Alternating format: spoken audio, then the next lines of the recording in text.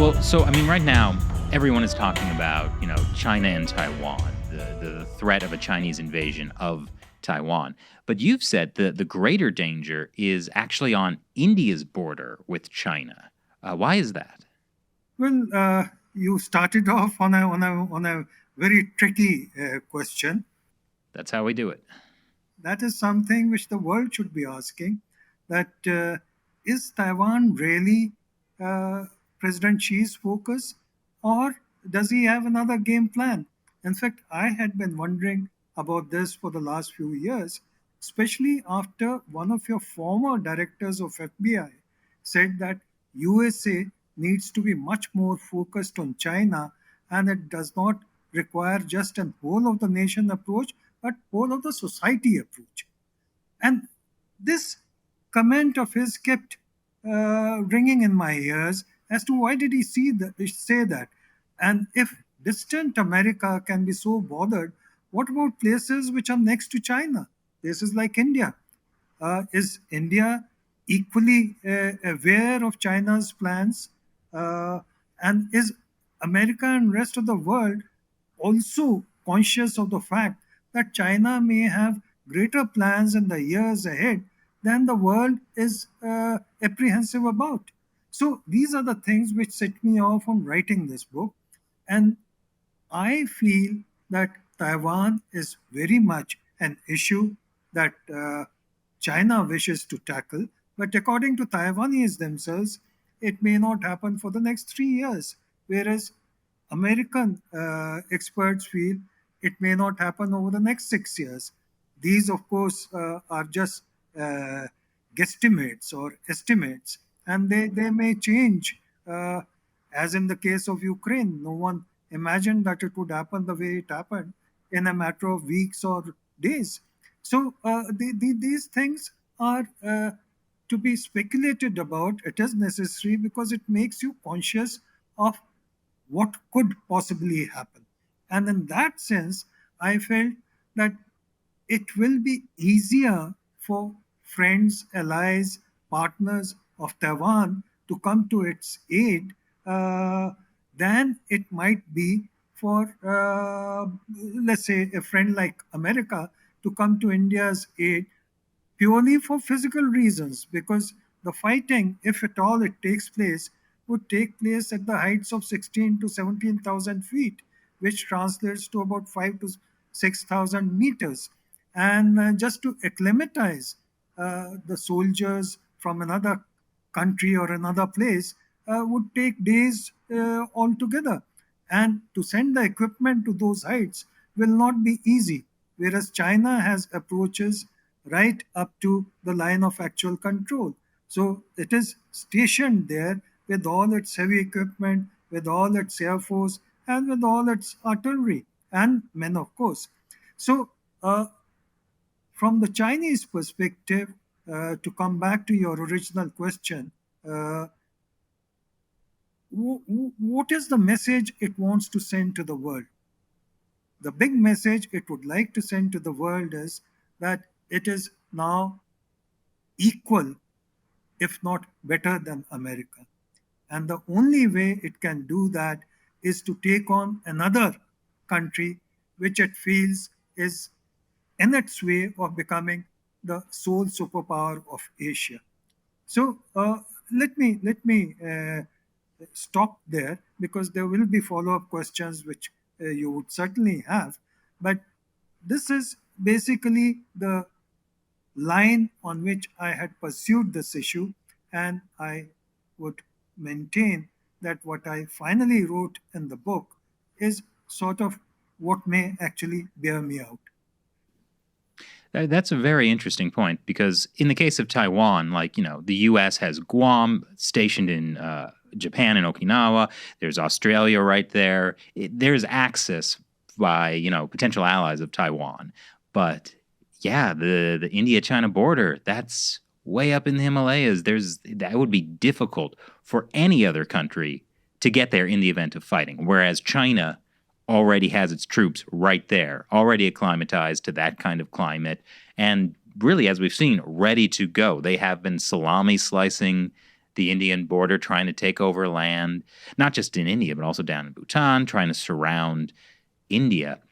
So do you think what might happen is that while, everyone's kind of focused on Taiwan in this, say it's like 6 years away from an invasion of Taiwan, in the meantime, they will try to invade the Indian border?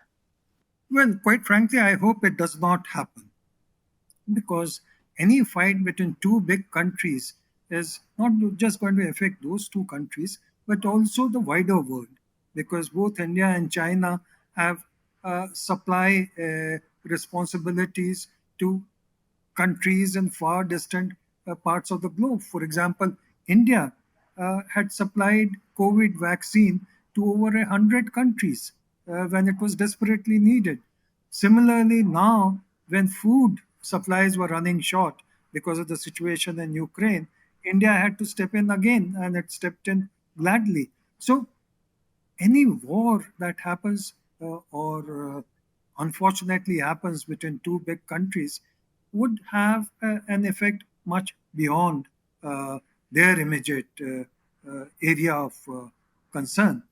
So that is one thing. The second is the terrain, which you very rightly pointed out. In fact, when I was your age, or probably younger, I had gone exactly to those areas as a part of my diplomatic training. And I can tell you, when I reached just about 15,000 feet, we flew in there, uh, and I tried to, in your enthusiasm as a 26-year-old, tried to have a game of table tennis. Within 2 minutes, I was lying flat on the ground because of the lack of acclimatization, because the oxygen level goes down as you go higher and higher.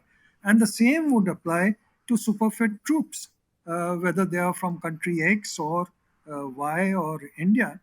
They would need to be acclimatized before they can actually go to the first big height and then on to where the line of actual control is, which is higher still. So it will have to be, unlike in the case of Taiwan, it will have to be a lone battle, at least in the initial stages, unless China, for some reason, decides to give a warning of, let's say, a month or two that, yes, I'm going to attack. But those happen not even in novels or fiction books. In reality, they are mostly surprises. So I guess the question I have is like it's very clear what China's interests in Taiwan is. It's part of party propaganda about, national rejuvenation. It's a very strategic location, access to the South China Sea, being able to project power out of the first and second island chain, semiconductors. What's China's interest in the border with India? I mean, it's, as we've said, it's the Himalayas. It's high. It's a difficult, harsh environment. What is their goal there? Especially considering, as you mentioned, the risk of getting into a major conflict with a major power like India. It's dangerous. Well, you're absolutely right. I mean, why fight for a place which is desolate, which is like a desert at 16 or 17,000 feet? Uh, this is a question China needs to ask itself. But China has strategic interests, which it feels it must uh, fulfill by getting territory which is Indian. And if you look at the map of India, and if you start from, if India is facing you on the map, and if you start from the extreme right portion, which we call the northeast, the Arunachal Pradesh, China calls it the lower Tibet. And it feels that it must also conquer Arunachal Pradesh, because otherwise Dalai Lama and his followers will always connect it to the main Tibet and say that, look, Tibet does not belong to China. So, one, China wants to remove that impression uh, totally from people's mind, especially Buddhist Tibetans' mind. Secondly, uh, it would have then connection with the entire eastern part of Asia, starting from Myanmar on to Thailand and so on. So there is a strategic connection to its desire to have a claim and annex, if possible, uh, Arunachal Pradesh. That is the northeast. Now we come to the so-called western sector, which is Ladakh, where the fighting took place 2 years back in June 2020, where 20 Indian soldiers died and about 45 Chinese soldiers died. But China claims only four of its soldiers died because otherwise it would have been a major setback for President Xi in China. So this happened in the the western sector called Ladakh and specifically Galwan. The reason why that is important for China, I mean, I'm putting these words as if some Chinese spokesperson was speaking, that his desire is to annex this because it will connect him to the Pakistan's occupied Kashmir, the heights there, and it will also deny access to India to Aksai Chin, which was a territory that China had captured in 1962 when we had a major war. And this is about 38,000 square kilometers. And if India gets back that Aksai Chin area, which borders Ladakh, then China has difficulty in reaching places like Xinjiang in its territory. So let me explain it again that Aksai Chin belonged to India, which was annexed by China in 1962. And having got Aksai Chin, it wants to get more of the Indian territory in Ladakh so that it can have connection with Pakistan in the Kashmir that Pakistan has occupied in 1947.